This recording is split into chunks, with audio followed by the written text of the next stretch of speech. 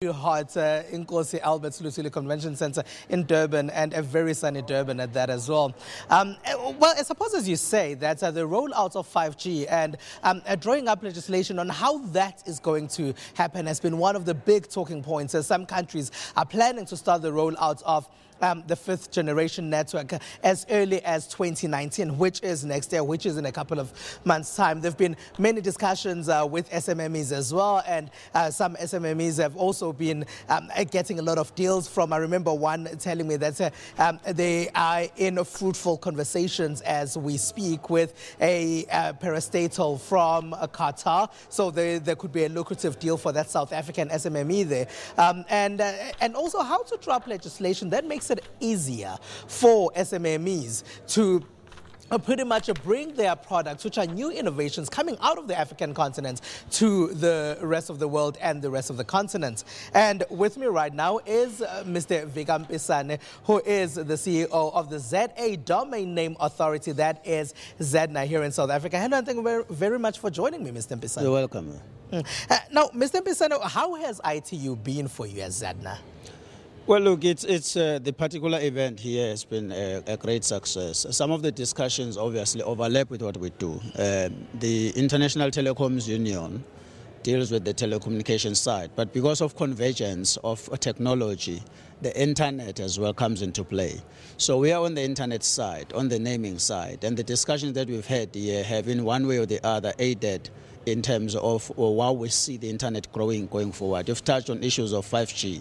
There are other issues that have been discussed here that relate to the internet penetration. And we are here for that reason, so that we learn from our colleagues, but also we can inform what policy should be globally. You are informing what policy should be globally. Where are you, as you are participating in those discussions, where are you getting your guidance from as ZDNA? We are a statutory entity. As you know, we're an entity that reports to government, established by an Act of Parliament. So that's where we get our mandate. For example, we are responsible, we're the guardians of South Africa's internet namespace, all the web addresses that ends in .za. And in the last few years, as you may remember, we also have had new internet top-level domains like your .joburg, .cape town, .durban, and .africa as well. So our space is that, and our mandate comes from there. We participate in these types of discussions to inform policy globally, and also to learn from there, to bring policy lessons from other countries to our country, so that the whole framework of internet governance is up to date with the rest of the world. How important is it that a lot of these tech SMMEs that have been showcasing and participating in discussions and pitching here at ITU World, how important is it for them to pick whether it's .durban, .joburg, .co.za or .africa? Well, it's economics first and foremost, because if you register a web address, or what we call a domain name, you pay a fee. Now, when you pay that fee to another namespace, like say .org or .net or .com, that fee eventually flows out, because the operators of those internet namespaces are from outside the country. Now, when an SME here registers under .za, the circulation of that revenue remains in South Africa, and the investment that comes from there, therefore, is made in South Africa. It's also important because .za clearly identifies them as being South African. You know, .com may be popular, but the reality is it's anybody, anywhere. You can't readily tell from a company name if it's South African. But if you see a name that ends in co.za or org.za, then you know you're dealing with a South African entity. That's the type of a message you're passing on to our SMEs. How are the city domain names doing? Your .joburg, your .durban, how are those doing? They're growing slowly, we must admit that, you know, but there has to be some collaboration. That it's only now that is beginning with the municipalities themselves, because they have to be seen to be users. Cape Town is the one that has most registrations to date, I think around 5,000, you know, and the take-up has been there for some reason. Cape Town outnumbers or outpaces Joburg, which we didn't expect. But the growth has been gradual and slow. It's not so much off-way the mark of the growth. When you come up with the internet namespaces, they grow gradually over years. .za on its own to reach 1.2 million has been there since 1990. So we expect that the city domains as well will start over time to grow a little bit faster than they are doing now. Is .co.za the most successful African domain? .za is a whole largely thanks to co.za. It's the biggest one because at around 1.2 million, I think it's 1.2 million now of the names that are there. It's other African countries, probably number 2 with somewhere 100 and something thousand names. So it's by far the biggest.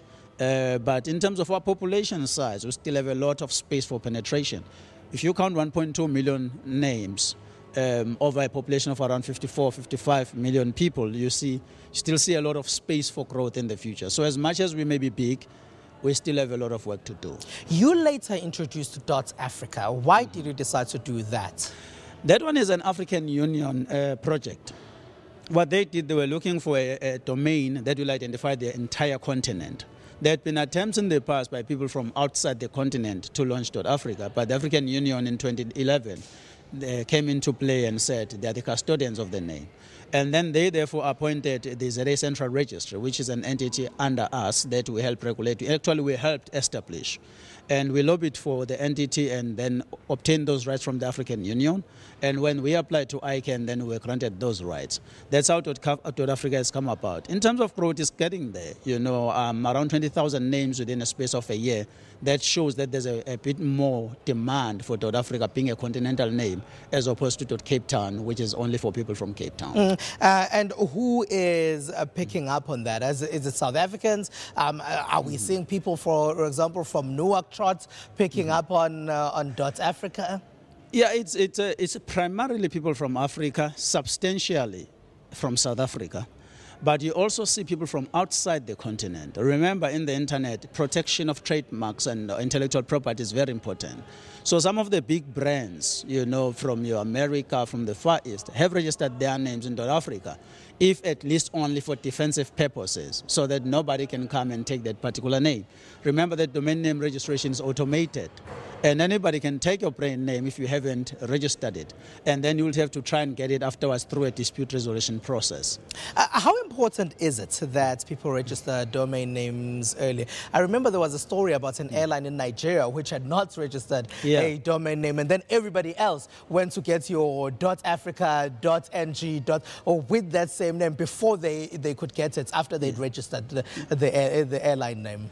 That was a common story, though. It's just that it got a lot more publicity. But there have been instances, even in South Africa, of well-known brand names. Bafana, for example, we heard. That could be one example. But that's a national team. But take a particular brand business name, a brand name that will expect them to be well privy to these things. We've had scenarios in Todzere alone where a particular brand launches a product, they do not register a domain name, and somebody from somewhere registers a name first. Obviously, whether it's ethical or not is open to question.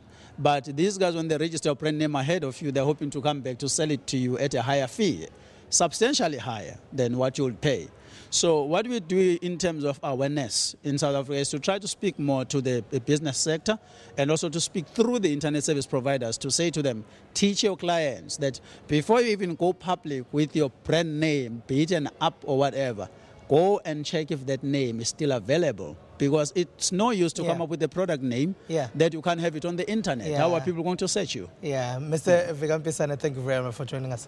You're welcome. All right, sure. Mr. Vigampisane there is the CEO of the ZA Domain Name Authority, telling us about the importance of registering African country, city, and their .Africa domain there as well. We will be updating you throughout the day on this last day of the ITU Telecom World. It's back to you in studio. Well, thank you so much there. This morning, we're talking to Ntakana Ngatana, who is at the Waterkloof Air